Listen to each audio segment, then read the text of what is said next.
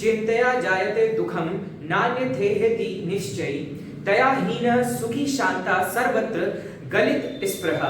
So hello and welcome to the divine word of education. I am your mentor Kartik Shukla. और जैसा कि मैंने तुम्हें श्रीमद् भगवद गीता का एक और नया उपदेश दिया कि जैसे ही आप जानते हैं, जैसे किसी को ये पता होता है ना कि चिंता ही उसके दुखों का कारण है, चिंता करना ही उसके दुखों का कारण है, तो वह व्यक्ति फिर चिंता करना छोड़ देता है अगर वो वास्तव में सुखी होना चाहता है तो, ठीक है। और चिंता की जगह वो चिंतन करना शुरू कर देता है और चिंतन करने के पश्चात अपने आप का कार्य करना शुरू कर देता है जो भी उसके लिए है।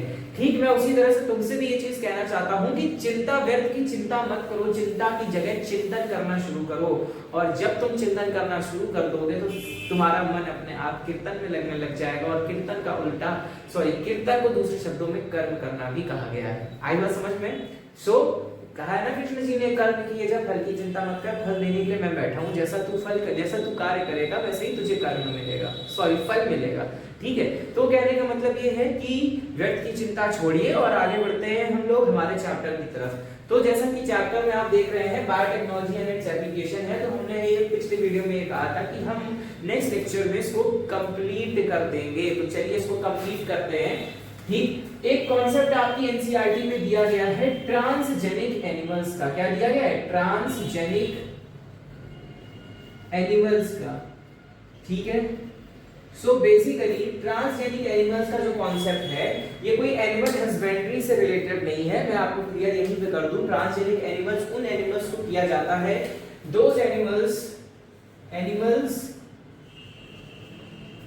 which are used in biotechnology, मतलब बायोटेक्नोलॉजी की फील्ड में जिन भी एनिमल्स को यूज किया जाता है उन्हें हम ट्रांसजेनिक एनिमल्स कहते हैं। और वो एनिमल्स के साथ हम क्या करते हैं?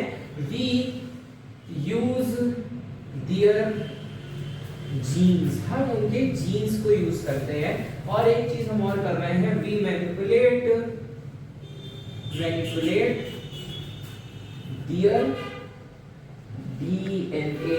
आरएनए जैसा बन गया डीएनए, डीएनए, हम उनके डीएनए को मैनिपुलेट करके उनके जीन्स के साथ जो भी हम खिलवाड़ कर रहे हैं एक तरह से for the welfare of human being, उसको ही हम कहते हैं ट्रांसजेनिक एनिमल। क्या कहते हैं? ट्रांसजेनिक एनिमल्स कहते हैं। अच्छा सर, बात कर लिया आपने ट्रांसजेनिक एनिमल्स की, तो जरा हमको कुछ एग्जांपल्स भी बताइए कौन से हैं ट्रांसजेनिक एनिमल्स।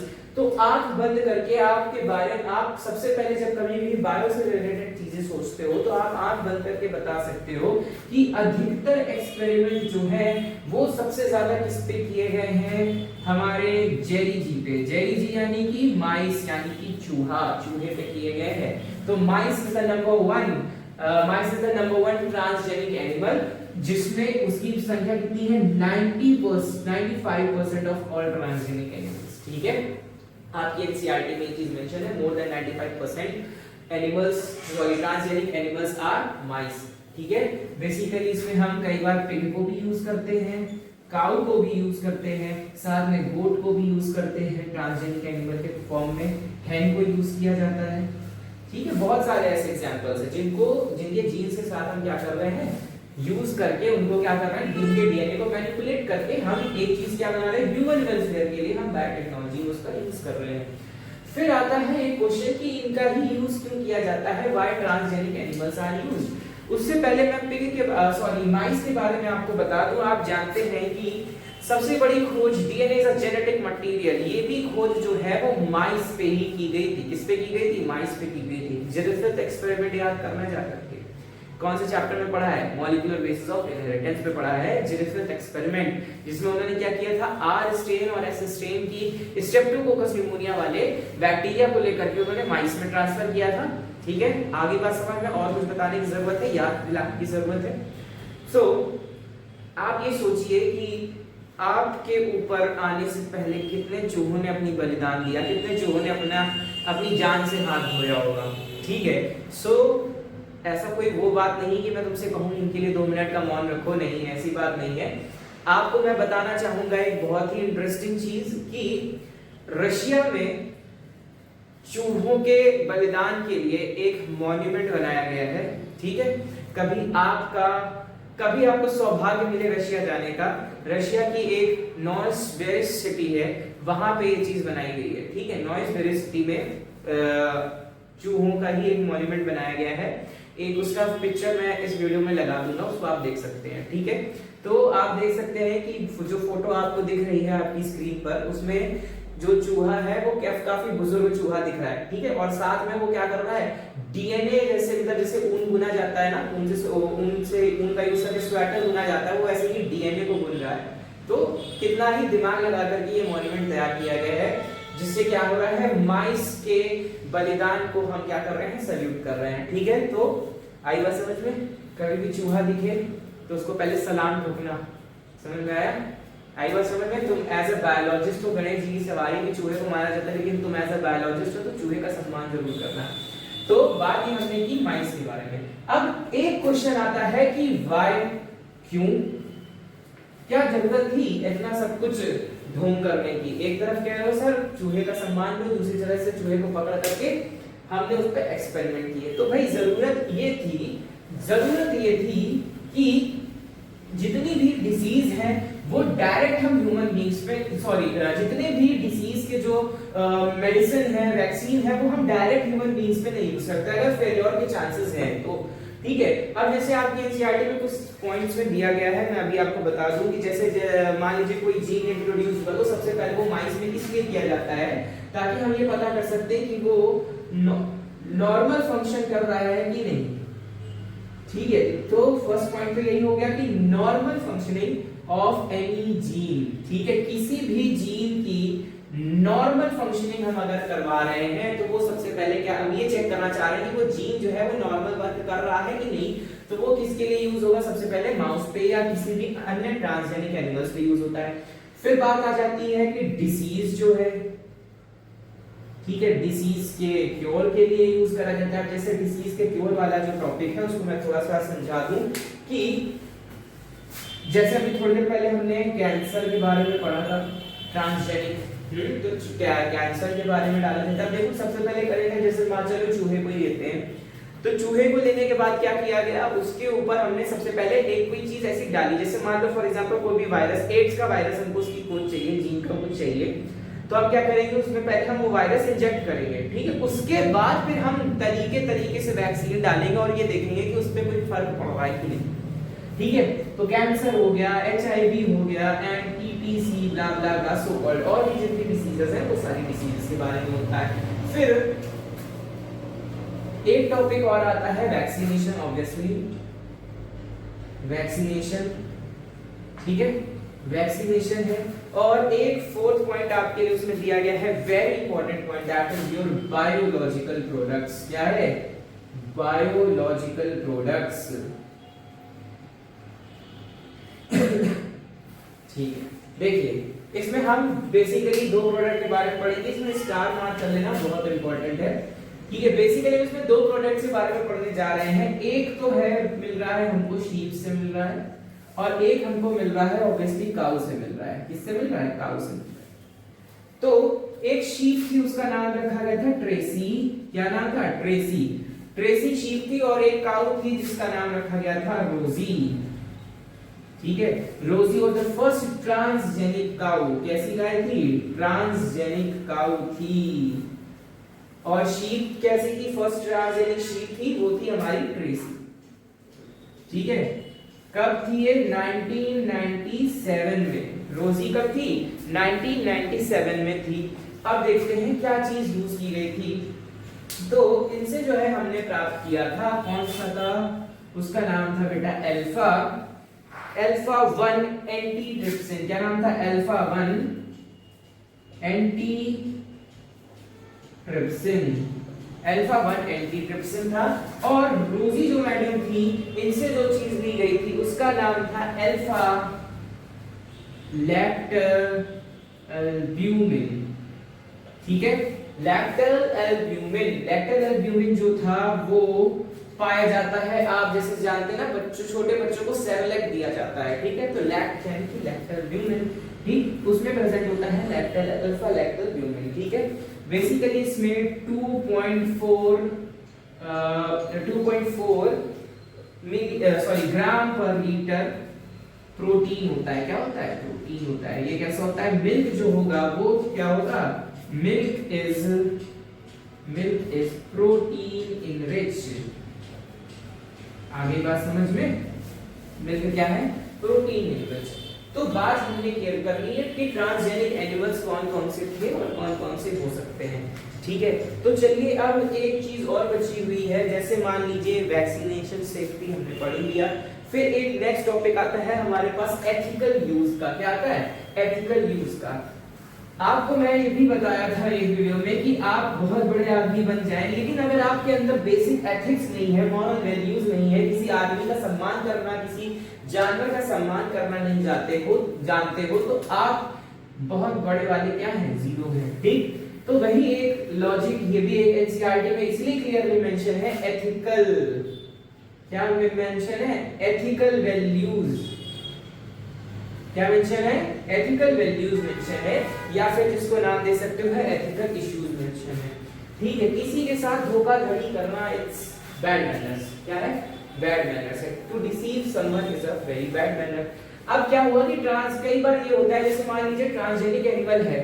अब सपोज दैट तुम मुझे ये बताओ कि जैसे मान लो तुमको कोई बिजनेस करना है, तो ऐसा तो है नहीं कि तुमने कुछ बहुत बढ़िया आइडिया सोचा है इंडिया के बारे में, कोई प्रोडक्ट तुमने लॉन्च करा, तो तुमको किसी ना किसी जगह से अप्रूवल जरूर लेना पड़ेगा। आई बात समझ में? सपोज दैट आप क्या करते हैं, आपने मान लीजिए एक रेस्टोरेंट खोलना। ठीक, आपको एक रेस्टोरेंट खोलना है, आपने एक बहुत बढ़िया आप खाना बना लेते हैं, तो आपको उस रेस्टोरेंट का एक लाइसेंस लेना पड़ेगा। एक लाइसेंस लेना पड़ेगा, और हो सकता है कभी भी फूड सेफ्टी ऑफिसर आकर के आपके आ जाए, आपके रेस्टोरेंट में आकर के वो चेक करेगा कि आप खाना कैसा देते हैं। ठीक है, तो कहने का मतलब ये है, ठीक उसी तरह से अगर कोई भी बायोटेक्नोलॉजी की फील्ड में कभी भी कोई भी एक नया इन्वेंशन होता है, तो सबसे पहले उसको भी एक अप्रूवल की जरूरत पड़ती है। क्या पड़ती है? एक अप्रूवल की जरूरत पड़ती है। तो उसी तरह से इंडिया के पास एक संस्थान है जिसका नाम है GEAC। क्या नाम है? GEAC। GEAC का मतलब फुल फॉर्म है आपका जेनेटिकली या जेनेटिक इंजीनियरिंग अप्रूवल कमेटी। अब समझिए, जो बना के ला रहे हैं वो तो है ही, लेकिन केवल उसके अप्रूवल के लिए एक अलग से कमेटी बना के रखी गई है। आई बात समझ में? तो क्या बना के रखी गई? कमेटी है। किसकी कमेटी है? इंडिया की कमेटी है। तो इसको क्या करना पड़ेगा? किसी को भी जो है मान लीजिए सारे चेकअप के बाद ही ये अप्रूवल देती है। अगर किसी के पास अप्रूवल नहीं है तो वो क्या है? वो अलाउड नहीं है। वो अलाउड नहीं है किसी भी चीज को लॉन्च करने के लिए। आगे बात समझ में? वो अलाउड नहीं है किसी भी चीज को लॉन्च करने के लिए। एक टॉपिक और मेंशन है, दो टॉपिक एक्चुअली और बचे हुए हैं, वो भी क्लियर कर दे कि एक टॉपिक दिया गया है आपके पास बायो पेटेंट का। क्या दिया गया है? बायो पेटेंट का। समझते हैं कि ये बायो पेटेंट क्या होता है। देखिए,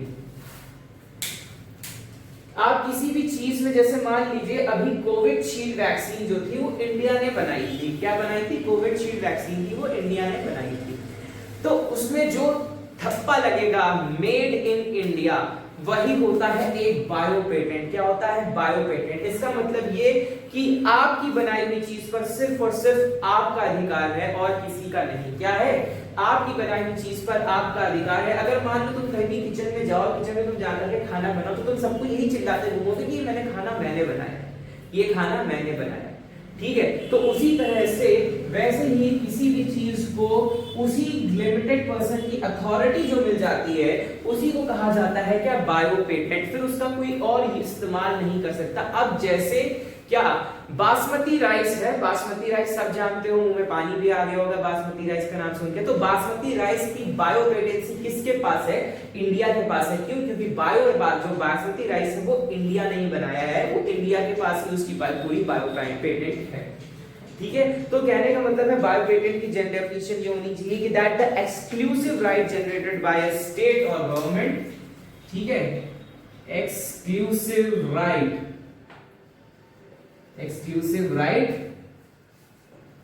generated by a state or government. ठीक है, for any company obviously, for any company ठीक है, तो वो क्या चीज होगी हमारे पास, बायो पेटेंट हो गया। अब लास्ट टॉपिक एक आपका बच रहा है बायो पायरेसी। ये सब बहुत इंपॉर्टेंट हो सकता है, कोई शॉर्ट आंसर्स में आ जाए। ठीक है, डेफिनेशन मैंने समझा दिया क्या है, डेफिनेशन आप बुक से देख सकते हैं। ठीक है, चलिए एक लास्ट टॉपिक जो बच रहा है वो है हमारे पास बायो पायरेसी। पायरेसी का मतलब क्या होता है, सपोज दैट आपको कोई फिल्म देखनी है, ठीक है, फिल्म देखनी है लेकिन आप बहुत समय से इंतजार कर रहे हैं कि वो जो है थिएटर में जाकर के देखें, क्या कहें, थिएटर में जाकर के देखें, लेकिन फिर क्या होता है कि किसी ने जो है नेट पे ऑनलाइन जो है उसका पायरेट वर्जन, यानी पायरेट वर्जन मतलब चुरा करके उसने क्या किया, पायरेट वर्जन जो है अपलोड कर दिया नेट पे, और फिर क्या होगा, फिर उसको कोई भी देख सकता है। तो कहने का मतलब ये है कि एन अनऑथराइज्ड, क्या है, अनऑथराइज्ड या इलीगल या फिर अनऑथराइज्ड ऑथराइज्ड वे टू, ठीक है, an illegal and an unauthorized way to, वे नहीं आप कर सकते हैं, use of biotechnology,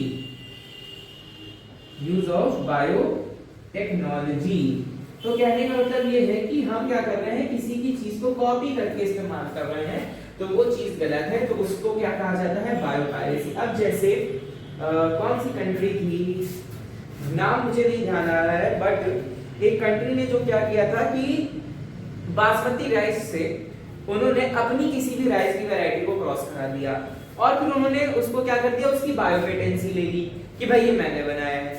तो वो इलीगल चीज जो है उसको क्या कहा गया, बायोपायरेसी नाम दिया गया। क्या नाम दिया गया, बायोपायरेसी नाम दिया गया। ठीक है, एक चीज और बता दें, आपकी एनसीईआरटी में एक चीज मेंशन भी है कि इंडियन कॉन्स्टिट्यूशन ने अमेंडमेंट किया था जब आर्टिकल का, तो उन्होंने एक चीज भी इसके बारे में भी मेंशन कर रखा है, the Indian parliament has recently cleared the second amendment of the Indian patent bill. क्या लॉन्च किया, इंडियन पेटेंट बिल में अमेंडमेंट किया है, इंडियन पेटेंट बिल में अमेंडमेंट किया गया। अमेंडमेंट मतलब क्या होता है, अमेंडमेंट का मतलब होता है उसको अपडेट किया है, क्या किया है, अपडेट किया है।